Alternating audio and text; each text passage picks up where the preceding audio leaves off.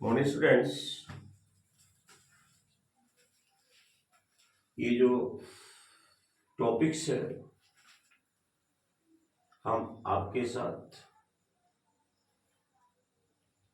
समन्वय करने जा रहे हैं। वह चित्र की व्याख्या पर आधारित है। यह क्लास 8 से लेकर 9th, 10th एंड बोर्ड परीक्षा में चित्र पर आधारित एक प्रश्न रहता है, वह 5 मार्क्स का, और 5 संस्कृत में आपको वाक्य लिखना रहता है। संस्कृत में 5 वाक्य लिखना रहता है और आपको मंजूषा में कुछ शब्द दिए हुए रहते हैं। मंजूषा में जो मैंने ब्लू इंक से जो रेखांकित किया है, रेक्टेंगल में जो रेखांकित किया है, मान लिया जाए वह मंजूषा के शब्द हैं। रेक्टेंगल में मैंने जो रेखांकित किया है, मान लिया जाए वह मंजूषा का शब्द है। और सबसे पहले जो मंजूषा में जो शब्द दिए हुए रहेंगे उसकी तुलना दिए गए चित्र से करेंगे। उसकी तुलना दिए गए चित्र से करेंगे और उसके बाद चित्र से संबंधित आप 5 वाक्य बनाएंगे। सरल बनाएंगे, सहज बनाएंगे और यह भी ध्यान रखेंगे जटिल शब्दों का, जटिल व्याकरण का जब संभव न हो तो आप कृत प्रत्यय, 5 लकार, शब्द रूप का सहयोग लेंगे। अगर ज्यादा आप व्याकरण की तरफ झुकाव करते हैं तो हो सकता है वाक्य में अशुद्धियां ज्यादा हो जाएगी और आपके पूर्णतः 5 अंक नहीं मिल पाएंगे। कोशिश इसमें यह किया जाता है जितना सरल हो, सहज हो, जटिल शब्दों से मुक्त हो, व्याकरणीय शब्दों का भी सहज प्रयोग हो, लकारों का भी सहज प्रयोग हो, शब्द रूपों का भी सहज प्रयोग हो।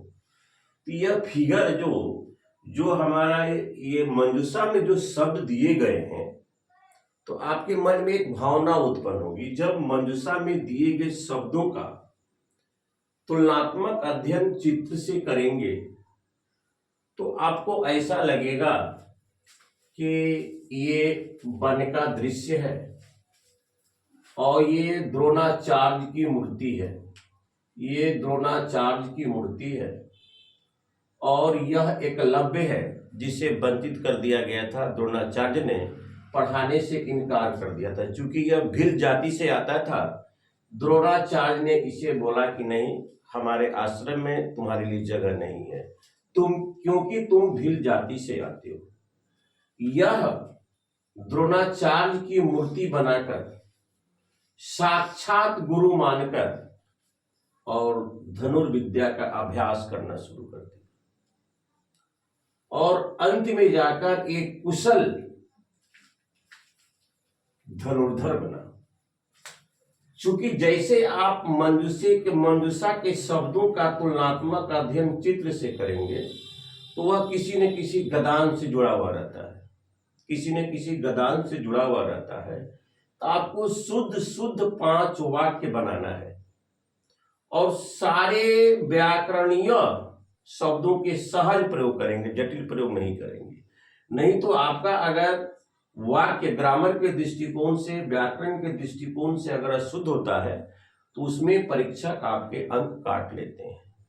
इसलिए जटिलता में नहीं जाना है, सब सरलता और सहजता में लेकर चलना है। तो चित्र के मुताबिक यह देखिए धनुर्विद्या का, धनुष से यह अपना प्रयास कर रहा है, सीख रहा है और ये द्रोणाचार्य की मुक्ति है, ये वन का चित्र है। और इस आधार पर चित्र को देखते हुए और मंजूषा को ध्यान में रखते हुए 5 वाक्य बनाना है। तो मैंने वाक्य क्या बनाया यह देखिए। एकलव्य बने गत्वा, एकलव्य वन में जाकर, ये मंजूषा में था। आचार्यस्य, आचार्य की मूर्तिम, मूर्ति और रचयत बनाया, और रचयत एक सेंटेंस हो गया।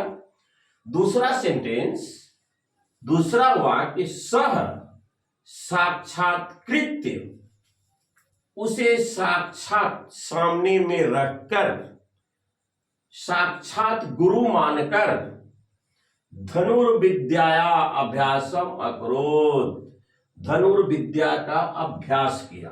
देखिए कितना मैंने इजी वर्डों को लिया है।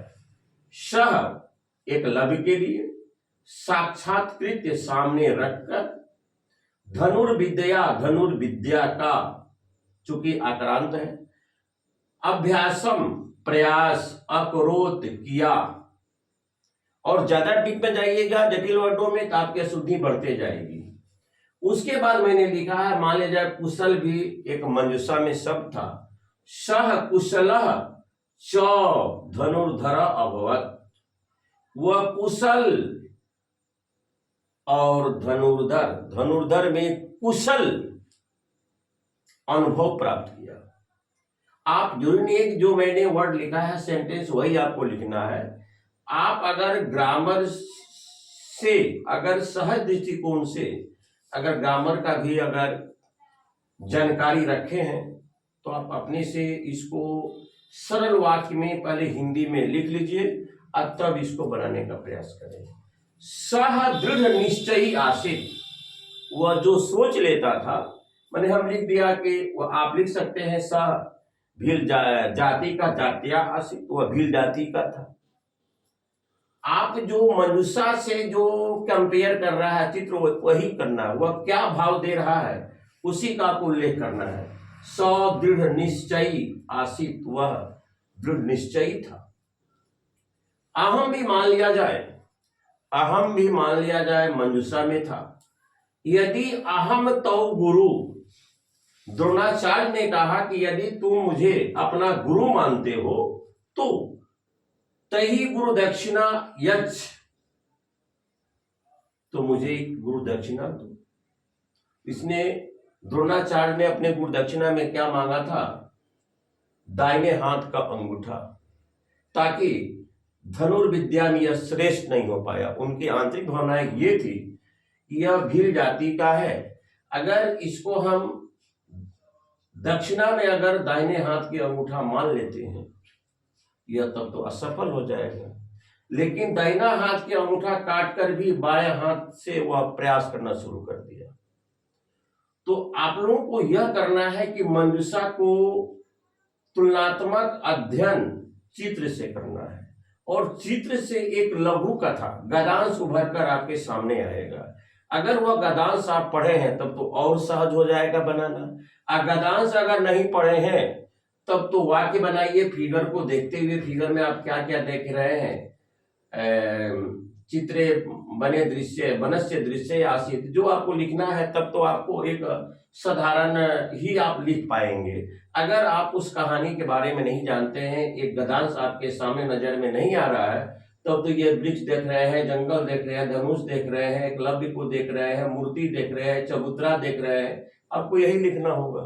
और इसके लिए आपको शब्दार्थ भी आवश्यक है, लकार भी आवश्यक है, शब्दरूप भी आवश्यक है, कृत प्रत्यय भी आवश्यक है, हर चीज आवश्यक, लेकिन सहज रूप में लेकर चलना है। तो डियर स्टूडेंट्स, ये हमारा आज का टॉपिक जो विषय वस्तु समाप्त हुआ। मैं अंत में यही कहूंगा कि हमारे चैनल की सदस्यता प्राप्त करके मुझे प्रोत्साहित करें। Thank you very much.